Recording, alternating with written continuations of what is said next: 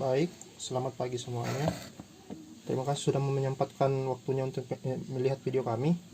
Dalam video ini, saya dari kelompok 1 akan menerangkan tentang bab 1, yaitu dasar-dasar sistem informasi dalam bisnis.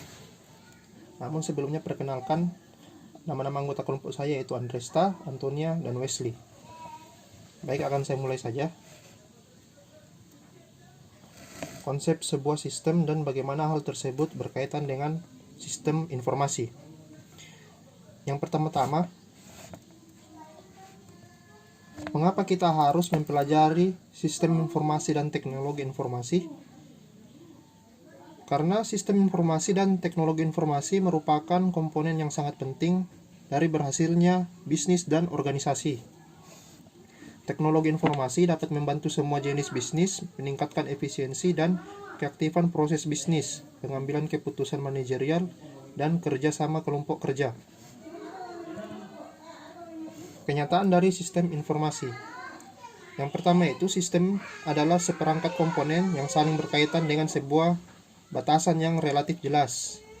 Hampir segala sesuatu yang bisa kita pikirkan adalah sebuah sistem, dan satu sistem dapat terbentuk dari sistem lainnya atau menjadi bagian dari sistem yang jauh lebih besar. Apa yang dimaksud dengan sistem informasi? Sistem informasi manajemen adalah suatu sistem dalam suatu organisasi yang mempertemukan kebutuhan pengolahan transaksi harian, mendukung operasi, bersifat manajerial, dan kegiatan strategi dari suatu organisasi dan menyediakan pihak luar tertentu dengan laporan-laporan yang dibutuhkan. Contoh-contoh sistem informasi yaitu sinyal asap untuk komunikasi, katalog atau kartu perpustakaan, tas, buku agenda dan buku catatan, mesin penghitung uang, dan buku besar akuntansi berbasis kertas. 5 area pengetahuan sistem informasi. Yang pertama itu konsep dasar. Konsep dasar mengenai perilaku, teknis, bisnis, dan mengenai tentang komponen dan peranan sistem informasi. Contohnya, konsep sistem informasi dasar dari teori sistem umum atau konsep strategi kompetitif yang digunakan untuk mengembangkan aplikasi bisnis dari teknologi informasi. Yang kedua yaitu teknologi informasi. Konsep utama, pengembangan dan masalah manajemen teknologi informasi. Contoh, hardware, software, jaringan, manajemen data, dan teknologi berbasis internet. Yang ketiga itu aplikasi bisnis. Pengguna utama dari sistem informasi untuk kegiatan usaha, manajemen, dan keuntungan kompetitif dari sebuah bisnis. Contohnya e-commerce untuk media pemasaran. Yang keempat, proses pengembangan, yaitu bagaimana pelaku bisnis dan pakar informasi merencanakan, mengembangkan, dan menerapkan sistem informasi yang sesuai dengan kesempatan bisnis. Contohnya aplikasi journal.id untuk membuat laporan keuangan dengan cepat. Yang kelima itu tantangan manajemen. Tantangan dalam mengatur secara efektif dan etis teknologi informasi pada tingkat pengguna akhir, pengusaha, dan global dari sebuah bisnis. Contohnya, tantangan masalah keamanan dalam penggunaan teknologi informasi. Peranan fundamental sistem informasi dalam bisnis, yaitu mendukung proses kegiatan operasi bisnis, mendukung pengambilan keputusan oleh karyawan dan manajer, dan mendukung strategi bagi keuntungan kompetitif. Contoh-contohnya, yaitu pertama, toko retail menggunakan sistem informasi berbasis komputer untuk membantu karyawan bekerja, yaitu dalam mencatat transaksi, memeriksa persediaan, dan menggaji karyawan. Lalu kemudian ada contoh yang lain yaitu melalui laporan transaksi, manajer dapat memutuskan barang apa saja yang perlu diperbanyak. Contohnya ada barang di toko yang lebih laku daripada barang yang lainnya, maka itu akan diperbanyak oleh manajer. Kemudian yaitu memasang kios di aplikasi online seperti kios-kios yang ada pada e-commerce online saat ini. Tren dalam sistem informasi.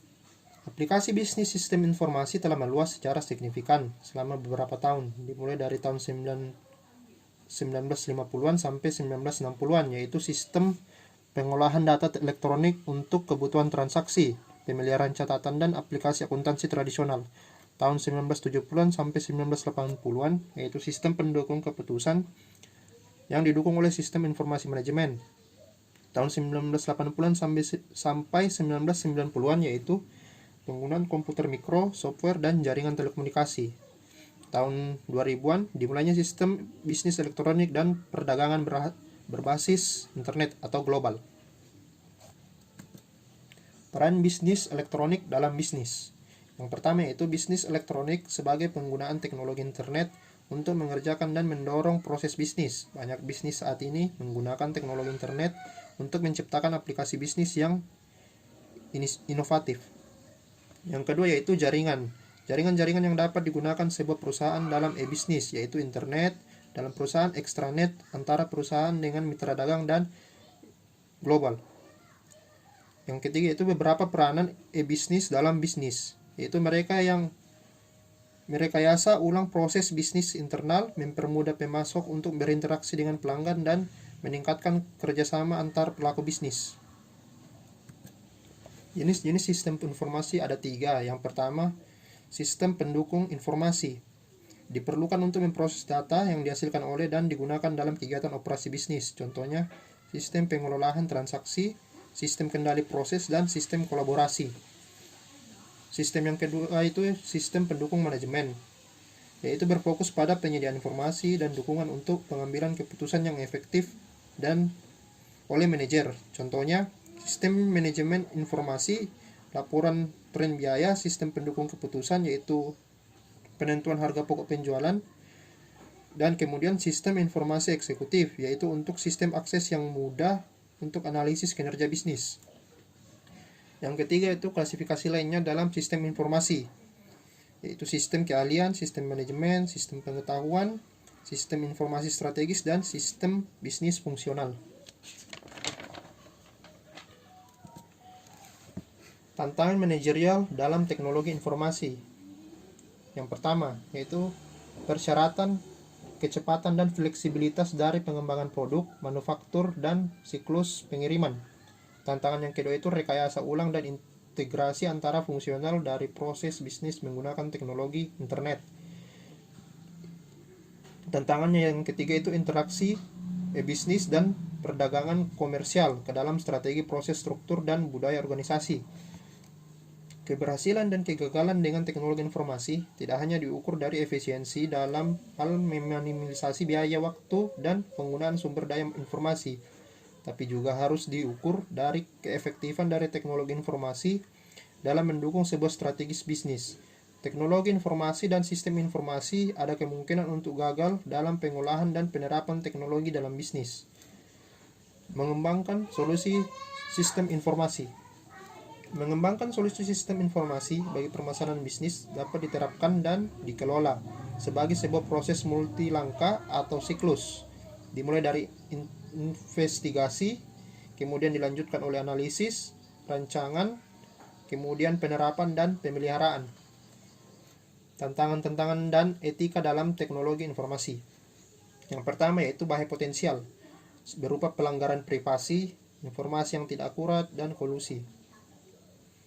Yang kedua yaitu risiko potensial, yang dapat berupa boikot pelanggan, penghentian pekerjaan, dan intervensi pemerintah.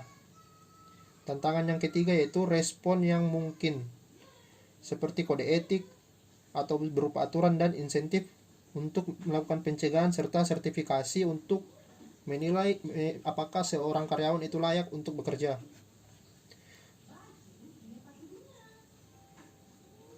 Tantangan dalam karir teknologi informasi. Teknologi informasi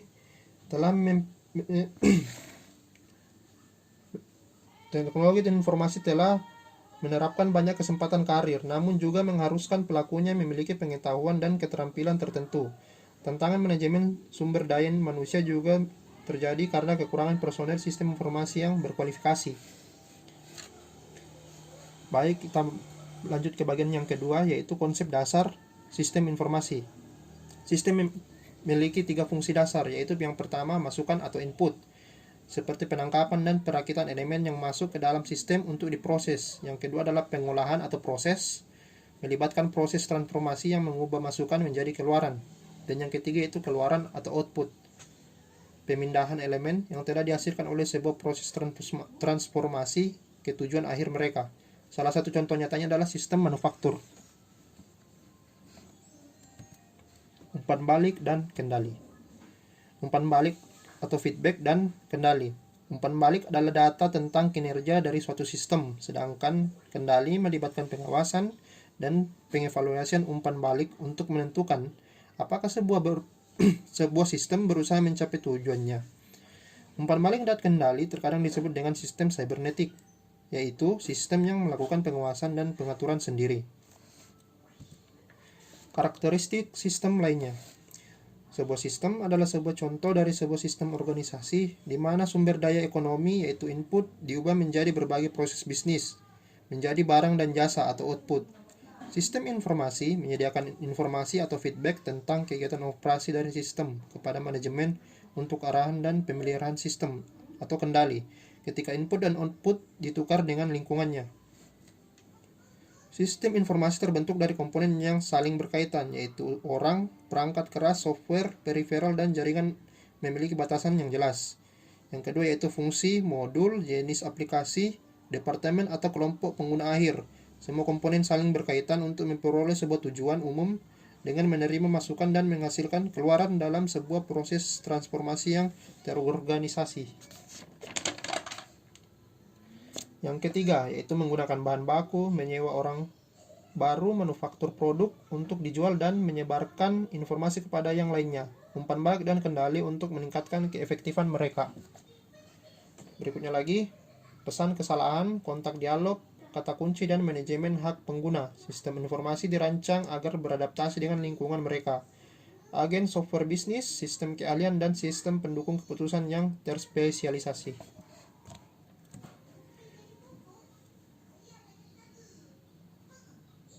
Sistem informasi terbentuk dari komponen yang saling berkaitan, yaitu yang pertama, manusia, hardware, software, data, dan jaringan, merupakan 5 sumber daya dasar dari sistem informasi.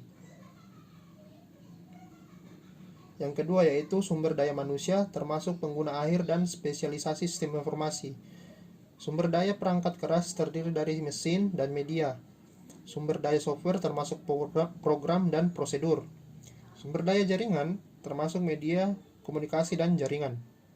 Yang ketiga yaitu sumber daya dirubah oleh aktivitas pemrosesan informasi menjadi berbagai produk informasi bagi pengguna akhir.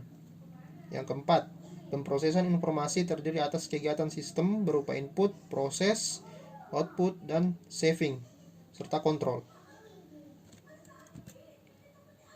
Sumber daya sistem informasi.